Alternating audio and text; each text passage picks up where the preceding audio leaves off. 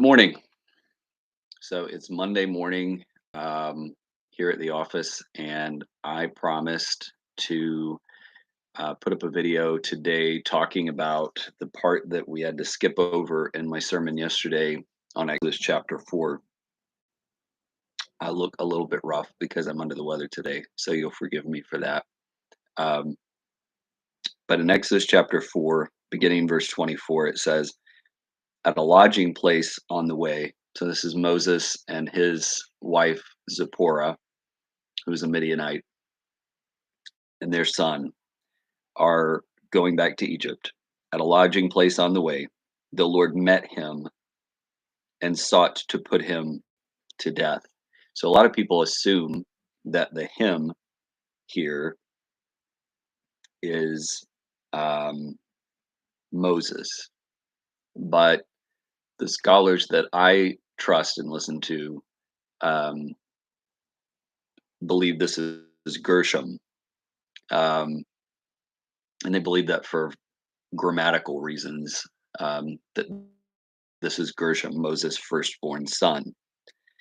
So Zipporah took a flint and cut off her son's foreskin and touched Moses' feet with it and said, surely you are a bridegroom of blood to me.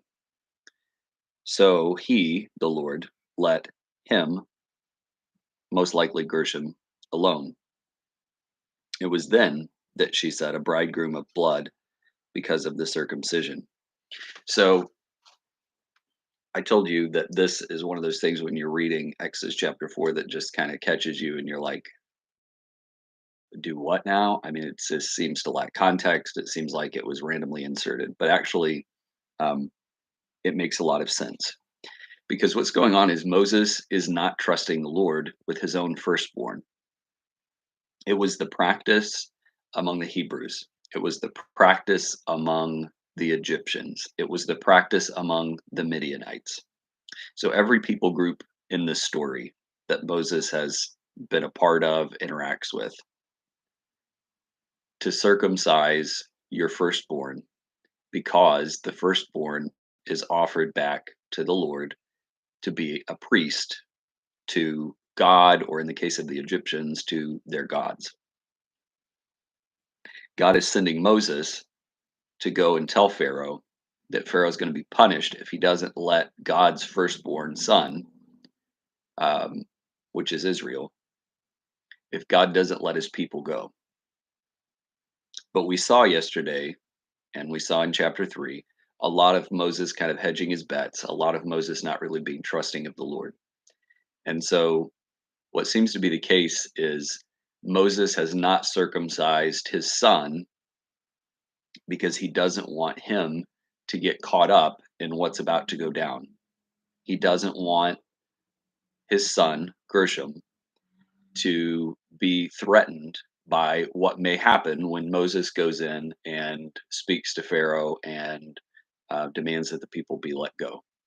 His thought process is that by keeping Gershom out of it, that he's protecting him. By not circumcising him, he's protecting him.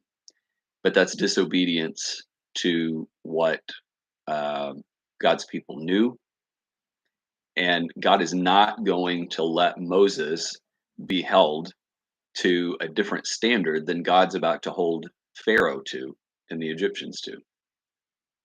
And so, really, I think the question that comes to mind to us as Westerners when we see something like this is like, why is it fair for Gershom to pay a price with his life um, because of Moses being disobedient? And that is the way that we think about things in the 21st century in the West. But the truth of the matter is, whether we're comfortable with it or not, children often pay the price for the action or inaction of their parents. And Moses is Pharaoh is going to lose his firstborn son because of Pharaoh's actions. Um, a lot of folks are. We don't know how many, but a lot of folks are. And so what's happening here is God is holding Moses to the standard that he's about to hold Pharaoh and the Egyptians to.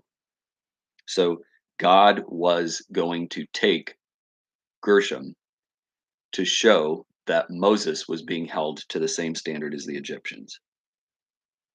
What happens is Moses' wife, Zipporah, somehow discerns that this is happening. The scripture doesn't tell us in what way that the Lord showed up to do this. We don't know.